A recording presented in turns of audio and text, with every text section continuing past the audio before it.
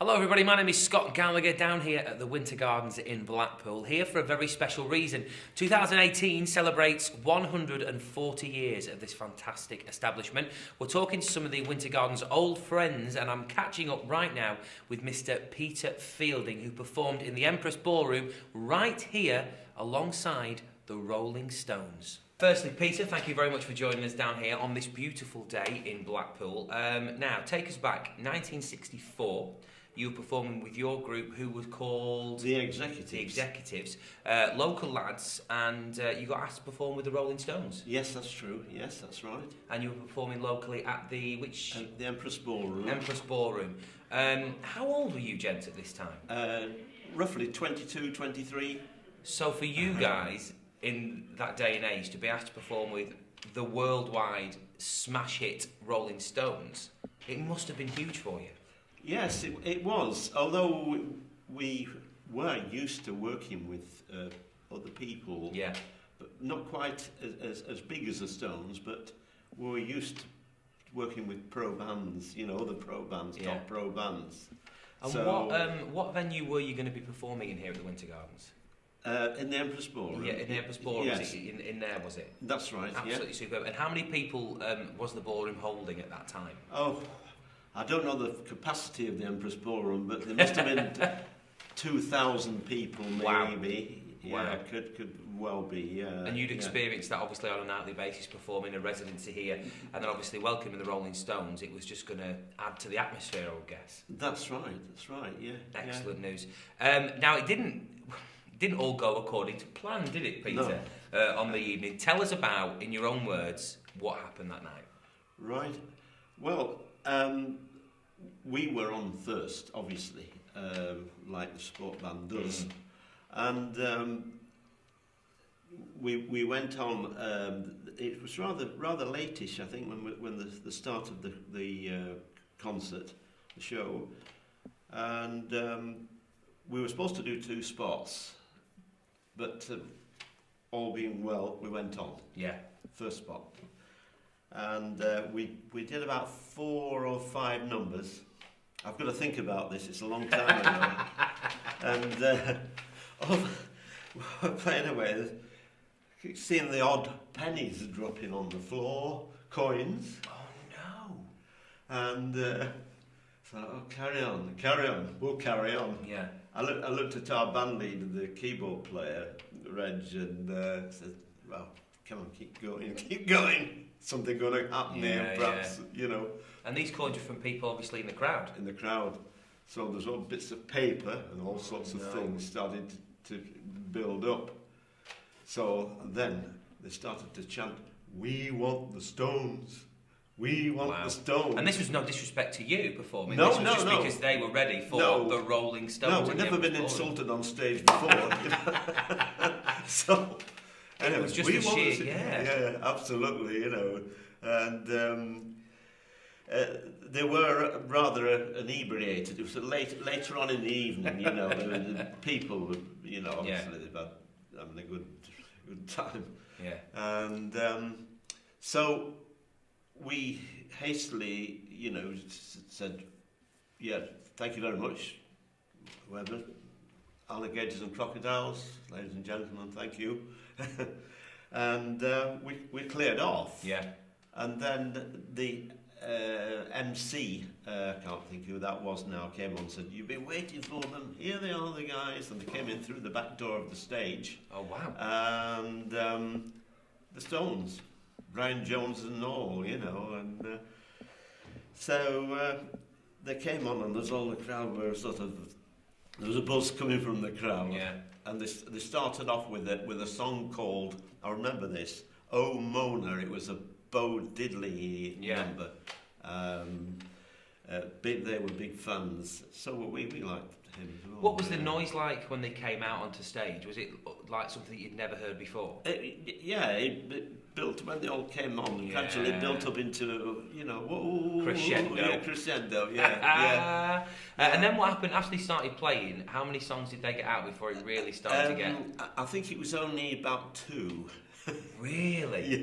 Yeah. I can't remember what the second one was, but it was one of their, I think, hits or one of their minor hits. Yeah. Not the latest one. I can't think what the latest record was. Yeah. At that time, but so the front of the stage, which nowadays they put a barrier up when there's a big pop concert on, and a big night, for safety reasons. Yeah. I think that all that came about from this one gig. From this one gig, yeah. They were all pressed up against mainly guys. Yeah. Pressed up, tough-looking hombres, from Glasgow, Really? pressed up against the front of the stage, and I think that one of them spit at Keith Richard. Wow. And he was trying to sort of touch his foot, and Keith Richard sort of looked at him and went sort of... And kind of just warned him. Gestured is a polite way of saying it. And then it started, they're all bad-mouthing, starting to bad-mouth, as far as we could hear what was going on. And this bloke took umbrage, and he was out of his brains anyway. Yeah. So, and his mates were backing him up, and so they had, some of them had bottles, Oh no! So they started to throw bottles on the stage. So that started a free for all. Anything they could find, they started throwing on the stage. Wow! And the Stones eventually gave up. We're quitting. Made a quick retreat, and then all this front lot got on the stage and pulled all the gear off. They pulled all the gear off, all the Stones' gear off onto the floor and smashed it all up. That's incredible. Yeah, I think we helped to get from the back door. We helped to get the drum kit off the stage, and. But the rest of the amplifiers and stuff like that got thrown onto the floor. It's the crowd. Yeah. And then there's a big grand piano, Bechstein grand piano, a good quality one. Yeah. You pull that onto the floor, and the size of the grand piano, it was massive. And they ripped that onto the floor, fell onto its back, and all the girls were screaming with fright. I was going to say, there must have been some frightening people in that room. It erupted into, and it was just a mass fighting. And these were people 10 minutes earlier that were just cheering for the Stones to come on stage. 10 minutes later... Well, the majority of the crowd would probably have been fine had it not for this element who were right at the front, all these blokes. So actually, obviously, when people thinking when this happened, the Rolling Stones, because they actually got banned from the venue, didn't they? Yes, they did. Until quite recently, 2010, I believe, was the date that they got allowed back in. That's right. But it actually wasn't the Rolling Stones' fault. It wasn't. It was just these people had a few drinks during the day and the night, and carnage carried on.